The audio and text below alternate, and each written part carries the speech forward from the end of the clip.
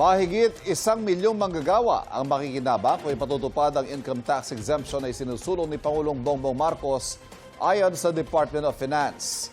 Sabi ng isang tax policy expert, hindi mawawala ng kita ang gobyerno dahil may mga buwis ding tataas kapag lumaki ang take-home pay ng mga manggagawa. Narito nga kay unang balita. Dagdagan natin ang mga manggagawang malilibre sa buwis sa kanilang kita. Pinalakpakan ang hiling na yan ng Pangulo sa Kongreso. Sa ngayon kasi exempted lang na magbayad ng income tax ay yung kumikita ng 250,000 pesos kada taon o hindi lalagpas sa halos 21,000 ang buwan ng sahod. Isasama na natin ang mga kumikita ng hindi lalagpas sa 350,000 pesos kada taon. Kapag natupad yan, di nakakaltasan ng buwis ang buwan ng sahod na hindi lalagpas sa halos 29,166 kada buwan. Pasok dyan si Charis, senior staff sa isang restaurant na sa ngayon, hindi maramdaman ng sahod dahil hindi makasabay sa pagmahal ng bilihin. Pag natupad ang gusto ng Pangulo, mawawala ng 15% tax siya sa ngayon. Malaking bagay na siya kasi nga, since sumataas na rin yung mga bilihin, so magagamit ko na siya para ayun, sa mga other expenses ko. Sa taya ng Department of Finance o DOF, aabot sa 1,200,000 Pilipino na may tax ngayon ang mawawala ng tax. In short, before, we had 5.1 million Filipinos exempt.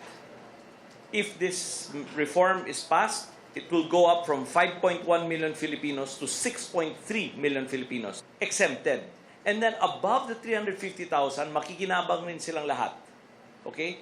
The estimate of that total beneficiary group is 3.13 million Filipinos, employed sector. Para kay House Committee on Ways and Means Chairperson Miro Kimbo, pwedeng tignan ito na wage hike o taas sahod para sa middle class na hindi nabibigatan ng mga employer. Lumalaki ang kanilang net take-home pay pero hindi natin ito ipinapataw o inililipat ang burden sa mga employers. Kasi kadalasan, yun ang mangyayari. Mawawalan din ang gobyerno ng 60 billion pesos sa tax collection. Gayunman, ayon sa tax expert na si Mona Brea, ang dagdag take-home pay ay dagdag panggasto sa mag-aambag sa kita ng mga negosyo o ekonomiya. Dagdag VAT yan at dagdag buwis din sa mga negosyo.